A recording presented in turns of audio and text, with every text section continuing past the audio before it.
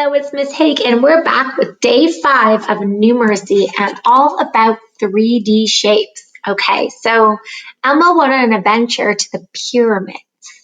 What shape are the pyramids size? Do you remember? Yeah, they're triangles. And on the bottom, to make them stand up, what shape are they? Yeah, they're squares.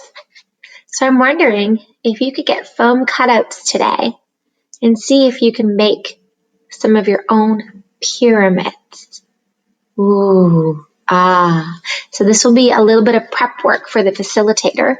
Or if they're not sticking very well, what I suggest is cutting out lots and lots of triangles and making a clay or a Play-Doh base so you can just sink them in, unless you have K'NEX or other magnet tiles or anything.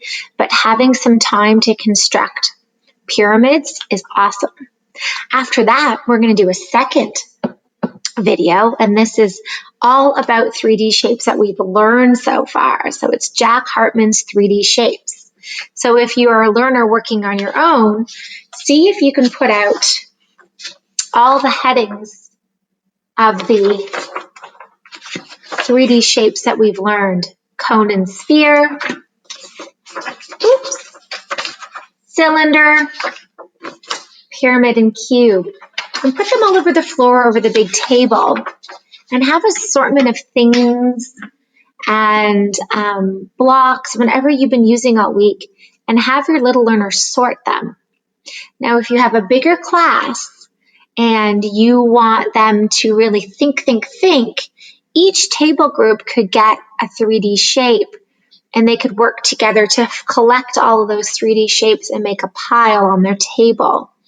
You can also offer printer cutouts or magazines, and just really make this a really cool investigation to collect that shape in a big pile. So again, whether or not you're learning alone, you can do this and sort.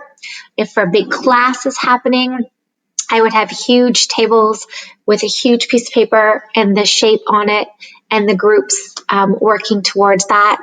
Anyway, just getting them to really look through stuff and really pick out cylinders, cubes, cones, pyramids, and spheres. All right, have a beautiful time loving 3D shapes, and I'll see you soon. Bye.